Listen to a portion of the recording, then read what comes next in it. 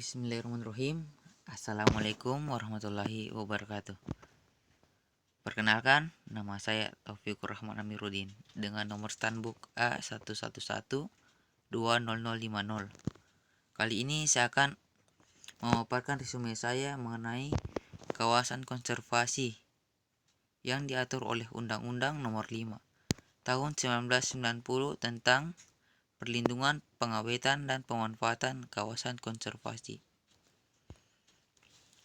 Definisi: keanekaragaman di antara makhluk hidup dari semua sumber termasuk daratan, lautan, dan ekosistem akuatik serta kompleks-kompleks ekologi yang merupakan bagian dari keanekaragaman.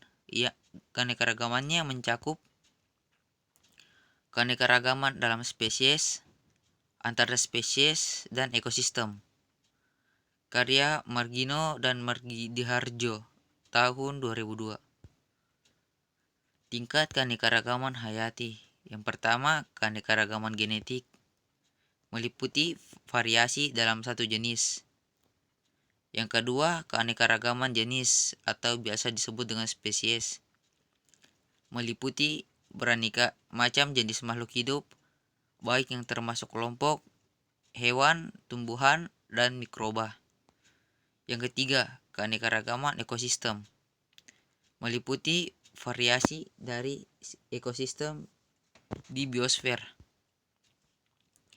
Keanekaragaman hayati di Indonesia, ketiga terbesar setelah Brasil dan Zaire, memiliki keunikan tersendiri, yaitu area tipe Indo-Malaya yang luas, tipe oriental, Australia, dan peralihannya.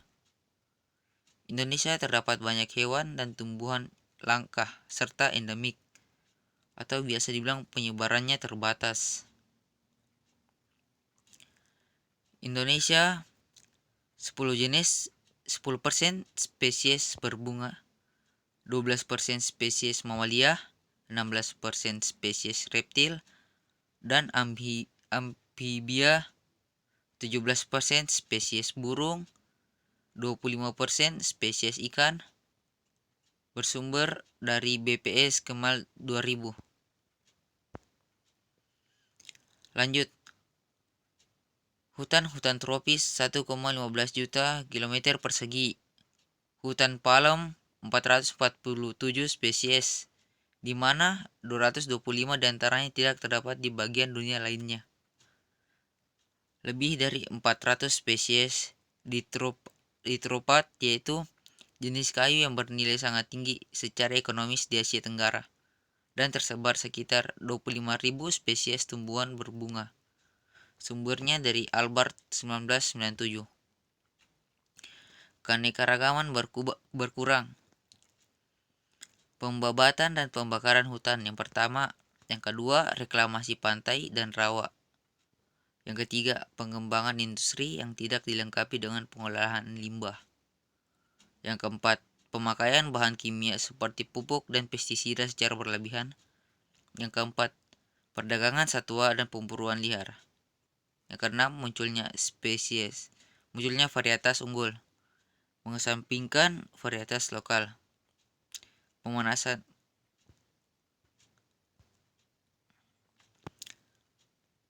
Usaha konservasi. Dasar hukum. Undang-Undang Nomor 5 Tahun 1990 tentang konservasi sumber daya alam hayati dan ekosistemnya. Definisi: konservasi sumber daya alam ialah pengelolaan sumber daya alam yang menjamin pemanfaatannya secara bijaksana dan bagi sumber daya baru menjamin kesinambungan persediaan dan tetap memelihara dan meningkatkan kualitas nilai dan keragaman. Jenis konservasi. Yang pertama, konservasi in situ, yaitu melindungi kawasan hutan maupun perairan pada habitat aslinya. Yang kedua, konservasi ex situ, yaitu konservasi yang dilakukan di luar habitat aslinya. Konservasi in situ ialah yang pertama, tanam Taman nasional, kawasan konservasi alam dengan ciri khas tertentu baik di darat maupun di perairan. Cagar alam ialah kawasan suaka alam yang mempunyai ciri khas tumbuhan satwa dan ekosistem yang perkembangannya diserahkan kepada alam. Hutan wisata ialah hutan yang wilayahnya perlu dibina dan dipertahankan sebagai hutan yang dapat dimanfaatkan bagi kepentingan pendidikan, konservasi alam, dan rekreasi. Taman laut melindungi plasma nova lautan. Hutan lindung yaitu melindungi lahan agar tidak tererosi dan untuk mengatur tata air.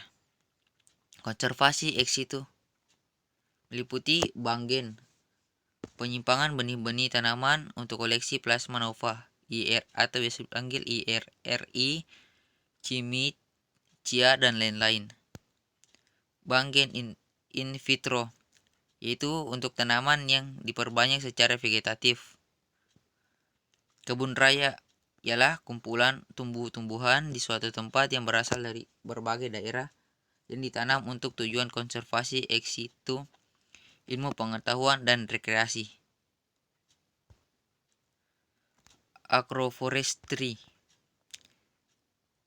usaha tanaman campuran untuk tumbuh berkayu atau pohon dengan tanaman pakan ternak. Penggabungan antara usaha pertanian, perikanan, atau peternakan dengan tanaman hutan.